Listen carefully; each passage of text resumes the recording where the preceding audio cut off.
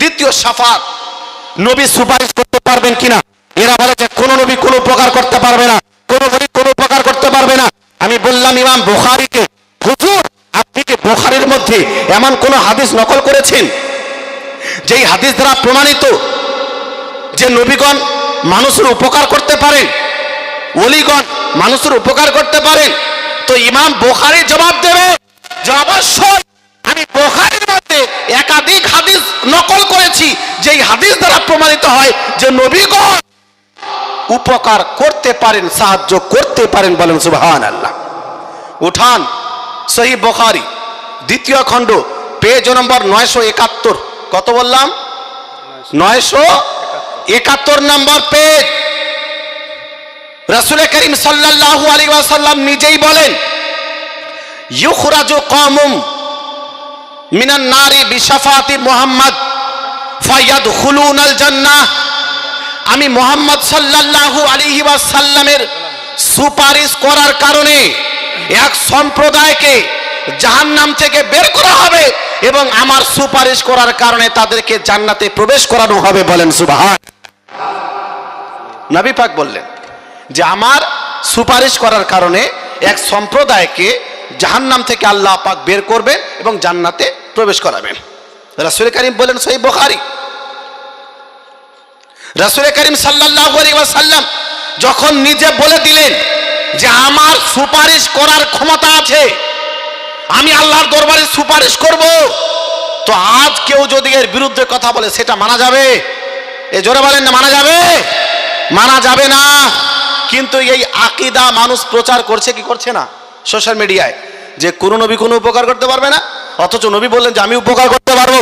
দ্বিতীয় হাদিস নিন, সহিহ মুসলিম প্রথম খণ্ড পেজ নম্বর 103।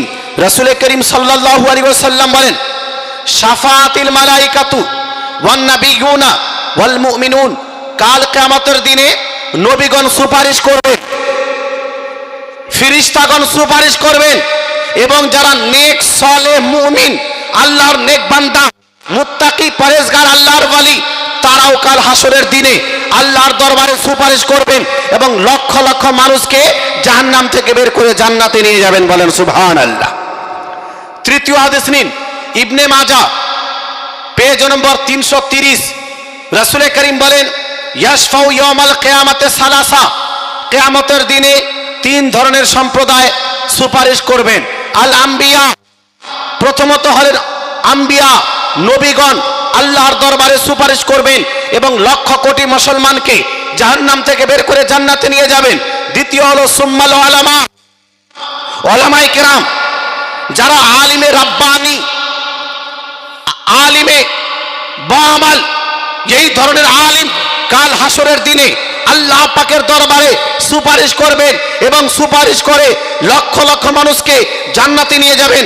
তারপরে নবী বললেন সুম্মা শুহাদা, শহীদগণ, যারা আল্লাহর জন্য শহীদ হয়ে গেছেন, ইসলামের জন্য শহীদ হয়ে গিয়েছেন, দুনিয়া ছেড়ে চলে গেছেন, এদেরকেও আল্লাহ পাক সুপারিশ করার ক্ষমতা দেবেন, সুপারিশ করার অধিকার দেবেন এবং তারাও বহু লোককে সুপারিশ করে জান্নাতের মধ্যে নিয়ে যাবেন। তো নবী বলে দিলেন উলামায়ে কেরাম সুপারিশ করবেন, শহীদগণ সুপারিশ করবেন এবং নবীগণও আল্লাহর দরবারে সুপারিশ করে মুসলমানদেরকে জান্নাতে নিয়ে যাবেন। বলেন সুবহানাল্লাহ। সুবহানাল্লাহ, সুবহান। তো নবী তো বলছেন যে সুপারিশ করবেন নবীগণ, আলিমগণ, শহীদগণ, কিন্তু এরা বলছে যে না, কেউ কারো উপকার করতে পারবে না, কেউ কাউকে জান্নাতে নিয়ে যেতে পারবে না। তো এই ধারণা কি হাদিস অনুযায়ী নাকি হাদিসের বিরুদ্ধে? এই ধারণা হাদিসের বিরুদ্ধে যাচ্ছে, সুতরাং এই ধারণাকে ছাড়তে হবে। রাসূল করিম সাল্লাল্লাহু আলাইহি সাল্লাম বলেন, তিরমিজি শরীফ, শাফাআতি লি আহলিল কাবাইরি মিন উম্মতি। আমার সুপারিশ হলো, আমার শাফাআত হলো আমার উম্মতের ওই সমস্ত ব্যক্তিদের জন্য যারা বড় বড় পাপ করেছে, বড় বড় গুনাহ করেছে, কিন্তু তারা মুসলমান হয়ে দুনিয়া ছেড়ে বিদায় নিয়েছে। তো যদি তারা মুসলমান হয়ে দুনিয়া ছেড়ে বিদায় নিয়ে যায়, ঈমান অবস্থায় দুনিয়া ছেড়ে বিদায় নিয়ে যায়, তো যদিও তারা গুনাহগার, কিন্তু এক সময় আমি তাদেরকে ক্ষমা করিয়ে জান্নাতে নিয়ে যাব। বলেন সুবহানাল্লাহ। তো প্রমাণিত হলো যে ওয়াসিলা নেওয়া শিরিক নয়, ওয়াসিলা নেওয়া জায়েজ, নবী নিজে ওয়াসিলা নিয়েছেন, সাহাবায়ে কেরামকে ওয়াসিলা নেওয়ার আদেশ দিয়েছেন। দ্বিতীয়, শাফাত সুপারিশ, এটা নাজায়েজ ও হারাম নয়, বরং আল্লাহ পাক নবীগণকে, আলিমগণকে, শহীদগণকে এবং হাজীগণকেও এ ক্ষমতা দিয়েছেন, তারা সুপারিশ করে মুসলমানদের জান্নাতে নিয়ে যাবেন। সুবহানাল্লাহ।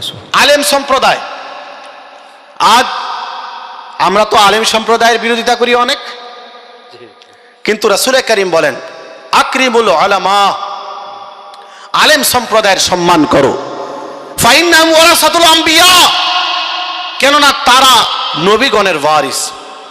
ফামান আকরামাহুম ফাকাদ আকরামাল্লাহ ওয়া রাসূলা, যে ব্যক্তি আলেম সম্প্রদায়ের সম্মান করলো সে ব্যক্তি আল্লাহ ও তার রাসূলের সম্মান করলো। বলেন সুবহানাল্লাহ। সুবহানাল্লাহ। সুবহানাল্লাহ। আলেম সম্প্রদায়ের সম্মান করার আদেশ নবী পাক হাদিস শরীফের মধ্যে দিয়েছেন। কেন? তারাই এখন নবীগণের প্রতিনিধি, তারাই এখন দ্বীনের প্রচার প্রসার করছেন, তারাই ধর্মের প্রচার করছেন। কোরআনের বার্তা সাধারণ মুসলমানের সামনে আলেম সম্প্রদায় রাখেন, এজন্য তাদের সম্মান করো। এরা হলো দুনিয়া এবং আখিরাতের প্রদীপ। নবী পাক অপর হাদিসের মধ্যে বলেন আলেম সম্প্রদায় কত সুপারিশ করবেন? তো নবী পাক বলেন ইদা জাতামা আল আলিম ওয়াল আবিদু আলা সিরাত, যখন পুল সিরাতে আলিম আর আবিদ একত্রিত হবে, একজন আলিম আর একজন আবিদ, যে নামাজ আদায় করে, রোজা রাখে, হজ করে, যাকাত দেয়, কিন্তু আলিম নয়, আবিদ, ইবাদত করে, নেক বান্দা, আল্লাহ পাক কি বলবেন? ওই আলিমকে বলা হবে, ওই আবিদকে বলা হবে আগে, যে তুমি কি করো? জান্নাতে প্রবেশ করো। তুমি দুনিয়াতে নেক কাজ করেছো, অনেক ইবাদত বান্দিগি করেছো, তুমি জান্নাতে চলে যাও এবং জান্নাতে গিয়ে নিয়ামত উপভোগ করো। ওয়াকিল আলিল আলিম, আর আলেম সম্প্রদায়কে বলা হবে, আলিমকে বলা হবে কিফ হুনা, হে আলিম তুমি এখানে দাঁড়িয়ে যাও। কি করবে? ওয়াসফা লিমান আহবাবতা, তোমাকে যার পছন্দ আজ তুমি তার জন্য আমার নিকটে সুপারিশ করো। বলেন সুবহানাল্লাহ। তোমাকে যাকে ভালো লাগে তার জন্য আমার দরবারে সুপারিশ করো। কেন? আজ তুমি যার জন্য আমার দরবারে সুপারিশ করবে তাকে ক্ষমা করে তোমার সঙ্গে জান্নাতে পাঠিয়ে দেবো। বলেন সুবহানাল্লাহ। ইমামে আহলে সুন্নাত বলেন হাফিজ নির্দিষ্ট কিছু লোকের সুপারিশ করতে পারবে, হাজি নির্দিষ্ট কিছু লোকের সুপারিশ করতে পারবে, কিন্তু আলেম সম্প্রদায় অগণিত মানুষের জন্য সুপারিশ করবে এবং অগণিত মানুষকে জাহান্নাম থেকে বের করে জান্নাতে নিয়ে যেতে পারবে। বলেন সুবহানাল্লাহ। এই হলো আলিমের ফজিলত। অপর জায়গাতে নবী পাক বলেন আজ অনেক মাস্টার, অনেক ডাক্তার, অনেক ইবাদতকারী মনে করেন যে মৌলভী সাহেবের আবার আলাদা কি সম্মান, মৌলভী সাহেব তো আমার মতোই। শোনেন আপনার নবী কি বলেছেন। নবী বলেন ফজলুল আলিমি আলাল আবিদি বিসাবঈনা দারাজা, একজন আলিম আবিদ থেকে 70 গুণ বেশি আপনার সম্মানিত। বলেন সুবহানাল্লাহ। সুবহানাল্লাহ। কত গুণ? 70 গুণ। কে বলেছেন? নবী পাক। যে একজন আলিমে দ্বীন, যার কাছে শরীয়তের জ্ঞান আছে, কোরআন হাদিসের জ্ঞান আছে, ফিকহ ও ফতোয়ার জ্ঞান আছে, এই রকম একজন আলিম একজন আবিদ থেকে, একজন নামাজি থেকে, হাজি ও গাজী থেকে 70 গুণ বেশি উত্তম। আর এক গুণ কতটা? নবী পাক বলেন এক গুণ, 70 গুণ পার্থক্য, তার মধ্যে এক গুণের ডিফারেন্স কতটা? তো এক গুণ হলো একজন ঘোড়া যদি প্রতিনিয়ত নিয়মিত 70 বছর দৌড়ায়, তো যতটা পার্থক্য হবে একটি গুণ হলো এতটা পার্থক্য। বলেন সুবহানাল্লাহ। একটি ঘোড়া 70 বছর যদি দৌড়ায়, এতটা যে দূরত্ব, এতটা হলো একটি গুণের সমতুল্য। তো নবী বললেন যে আলেম একজন আবেদের থেকে 70 গুণ বেশি উত্তম। তো অনুভব করতে পারলেন যে একজন আলিমে দ্বীনকে নবী পাক কত সম্মানিত করেছেন। তার কারণ হলো তার নিকটে ইলম আছে, কোরআনের ইলম আছে, হাদিসের। এজন্য আলেম সম্প্রদায়ের সম্মান করেন। নবী পাক সাল্লাল্লাহু আলাইহি ওয়াসাল্লাম বলেন আলেম সম্প্রদায় কাল কিয়ামতের দিনে সাধারণ মানুষের জন্য সুপারিশ করবেন। অপর হাদিসের মধ্যে বলেন ইন্না আহলাল জান্নাতি লা ইয়াহতাজুনা ইলাল উলামা ফিল জান্নাহ। সাধারণ মানুষ কাল হাসরের দিনে যখন জান্নাতে চলে যাবে, তো জান্নাতে চলে যাওয়ার পরেও জান্নাতীরা আলেম সমাজের মুখাপেক্ষী হবে। বলেন সুবহানাল্লাহ। সুবহানাল্লাহ, সুবহান। আলেম সমাজের মুখাপেক্ষী হবে। কিভাবে? বলা হয়েছে হাদিসের মধ্যে যে প্রত্যেক শুক্রবারে সকলেই আল্লাহর দিদার লাভ করবে। সুবহানাল্লাহ। জান্নাতের মধ্যে জান্নাতীরা প্রত্যেক শুক্রবার আল্লাহ পাকের দিদার লাভ করবে। ওই সময় আল্লাহ পাক বলবেন, হে আমার বান্দারা শোনো, তোমাদের যা আমার কাছে চাওয়ার আছে তোমরা চেয়ে নাও, তোমরা আমার কাছে যা চাইবে চাও, এবং তোমাকে আমি তা দান করব। একজন সাধারণ ব্যক্তি সে এবার আলেম সম্প্রদায়ের কাছে যাবে, গিয়ে বলবে, হুজুর আল্লাহ পাক বলেছেন তোমাদের যা ইচ্ছা আমার কাছে চাও আমি তোমাদের দিয়ে দিব। তো আল্লাহর দরবারে কোন জিনিস চাইলে ভালো হবে? আল্লাহর নিকটে কোন জিনিস চাইলে ভালো হবে? কি চাইবো একটু বলে দিন। তখন আলেম সম্প্রদায় বলবেন যে আল্লাহর দরবারে এটা চাও, আল্লাহর দরবারে ওটা চাও, এটা তোমার জন্য ভালো হবে। তো হাদিসের মধ্যে বলা হলো যে দুনিয়াতে যেমন কোরআন হাদিসের জ্ঞান অর্জন করার জন্য, শরীয়তের উপরে আমল করার জন্য সাধারণ মানুষ আলেম সম্প্রদায়ের মুখাপেক্ষী, তদ্রূপভাবে জান্নাতে গিয়েও সাধারণ মানুষ যারা আলেম নয় তারা আলেম সম্প্রদায়ের মুখাপেক্ষী হবেন। বলেন সুবহানাল্লাহ। তো এইরকম আলেমের সম্মান করতে হবে কি হবে না? হ্যাঁ, করতে হবে। কিন্তু ইমাম সাহেবের বেতন হলো 5,000। হ্যাঁ, এটা তো সম্মান, এটা সম্মান। 5,000 টাকা দিয়ে ইমাম সাহেবের সম্মান বজায় রাখা যাবে? খুবই আফসোস। আমরা নিজে 15 থেকে 20, 25 থেকে 30, 40, 50,000 টাকা ইনকাম করি, তা সত্ত্বেও বর্তমান যুগে সংসার চালাতে মানুষ হিমশিম খায়। খায় কি খায় না? অসুবিধা হয় কি হয় না? এই যুগে সেই যুগে 5,000, 7,000, 10,000 দিয়ে আপনি আপনার ইমামকে 24 ঘন্টা নিজের গ্রামে রাখছেন, এর জন্য কি আপনাকে জবাবদিহি করতে হবে না? হাজার হাজার টাকা আমরা ব্যয় করি, কিন্তু যদি বলে যে 100 টাকা করে প্রত্যেকটা বাড়ি থেকে নিতে হবে ইমাম সাহেবের জন্য, তো সাধারণ মানুষ আপনারাই দাঁড়িয়ে যাবেন, 100 টাকা অনেক বেশি হয়ে যাবে। এরকম লোক নাই সমাজে? আছে। কেন? একজন আলিমের ছেলে নাই, ওর মেয়ে নাই, ওর স্ত্রী নাই, ওর বাবা মা নেই? এই যুগে 5, 6 হাজার, 7,000 টাকা দিয়ে সংসার চলে?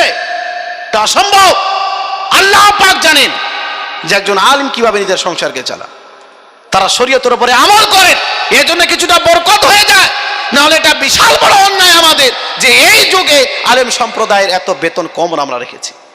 সম্মান কি এমনি হয়ে যাবে? নবী বললেন যে আলেম সম্প্রদায়ের সম্মান করো। আর পীর সাহেবকে যখন আপনার বাড়িতে আসে তো আপনি নজরানা দেন 10,000 টাকা ফাতিহা করার জন্য, অবশ্যই দেন। পীর সাহেবের সম্মান করেন, তারা আমাদের বুজুর্গ। কিন্তু আলিমে দিন যিনি 5 ওয়াক্ত আপনাকে নামাজ আদায় করান, আপনার গ্রামে থাকেন, তার সম্মান আপনি কোথায় বজায় রেখেছেন? কোথায় তার সম্মান? কোথায় মানুষের বিবেকাত যে 500, 700, 1000 বাড়ির গ্রাম, ইমাম সাহেবের বেতন 5,000? এটা লজ্জার বিষয়। আর এর কারণে ইসলামের ক্ষতি হচ্ছে। কিভাবে ক্ষতি হচ্ছে? আজ একজন ব্যক্তি চায় আমি নিজের ছেলেকে মাস্টার বানাবো, একজন ব্যক্তি চায় নিজের ছেলেকে ডাক্তার বানাবো। কেন? 50,000 টাকা মাস ইনকাম করবে, সুখে থাকবে। সেখানে একজন মানুষ চাওয়ার পরেও নিজের ছেলেকে আলিম বানাতে চায় না। তার অন্তর বলে যে আমি আলিম বানাবো, আমার জানাজার নামাজ যেন সে আদায় করায়, আমার জানাজার নামাজ যেন সে পড়ায়।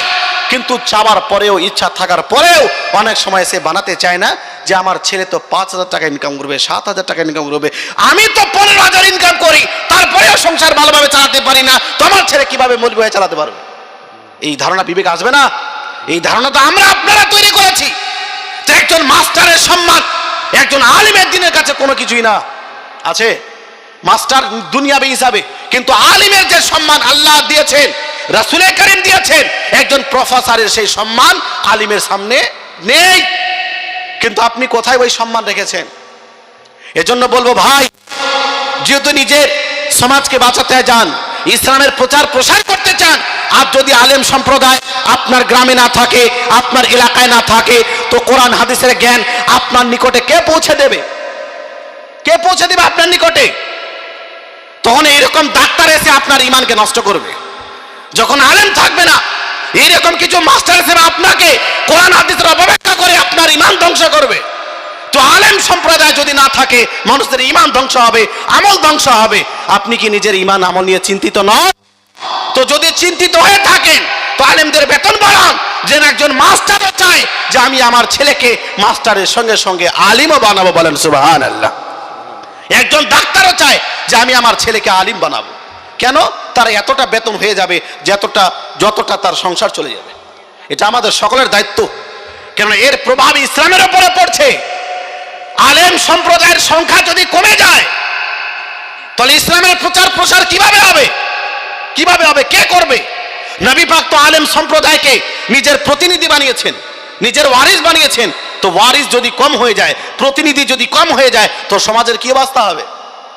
এজন্য আলেম সম্প্রদায়ের সম্মান বজায় রাখে। মুসলমান বলছিলাম, আলেম সম্প্রদায় কাল হাসরের দিনে সুপারিশ করবেন। অথচ এরা বলছে যে কোনো নবী, কোনো ওলি, কোনো পীর সুপারিশ করতে পারবে না। আরে পীর তো একজন আলিমের দিন হন। পীর হওয়ার জন্য 4টি শর্ত, তার মধ্যে একটি শর্ত হলো আলিম হওয়া। তো একজন পীরে কামিলও হাসরের দিনে সুপারিশ করতে পারবেন। যেমন একজন আলিম সুপারিশ করতে পারবেন, পীরে কামিলও সুপারিশ করতে পারবেন। এজন্য আমাদের এই ধারণা রাখতে হবে, নবী পাক সুপারিশ করতে পারেন। আল বাহরুর রাইক বিশ্ববিখ্যাত ফতোয়ার কিতাব, সেই কিতাবের মধ্যে বলা হয়েছে, লা তাজুজু সালাতু খালফা মান ইউনকিরু শাফাআতান নবী সাল্লাল্লাহু তাআলা আলাইহি ওয়াসাল্লাম ফাইন্নাহু কাফির। যে ব্যক্তি নবী পাকের শাফাআতকে অস্বীকার করে, তার পিছনে নামাজ আদায় করা জায়েজ নেই, কেননা সে ব্যক্তি হলো কাফের। সে কি? কাফের। যে ব্যক্তি একথা বলে যে নবী সুপারিশ করতে পারবে না, নবী শাফাআত করতে পারবে না, নবী কারো উপকার করতে পারবে না, তো বাহরুর রায়েকের মধ্যে কোরআন এবং হাদিসের আলোকে এই ফতোয়া দেওয়া হয়েছে যে এই রকম ব্যক্তির পেছনে নামাজ আদায় করা জায়েজ নেই, কেননা নামাজ আদায় করার জন্য মুসলমানের পিছনে নামাজ আদায় করতে হবে, আর এই ব্যক্তি এই মন্তব্য করে কাফের হয়ে গেছে। এজন্য ধারণা সঠিক করতে হবে, নিজের আকীদা বাঁচান। যেমন জীবনী শুনতে হবে, তদ্রূপভাবে নিজের আকীদা সঠিক করতে হবে। তা না হলে আপনি জীবনে শুনে শুনে আমল করছেন, এদিকে আপনার আকীদাই কেউ নষ্ট করে দিয়েছে, যার আকীদা নষ্ট হওয়ার কারণে আপনার ঈমান শেষ হয়ে গেছে। তো নিজের আকীদাকে সঠিক করা এটা সবচেয়ে বড় দায়িত্ব।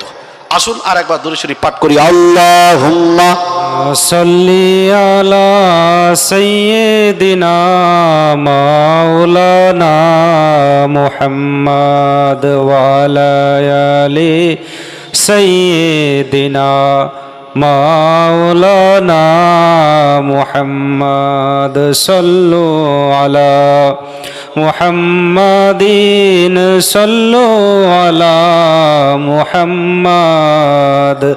हरदम ज़बान से निकालो पाक नामे मुहम्मद, हरदम ज़बान से निकालो सफ़ियाना मुहम्मद सल्लल्लाहु ताला अलैहि वसल्लम।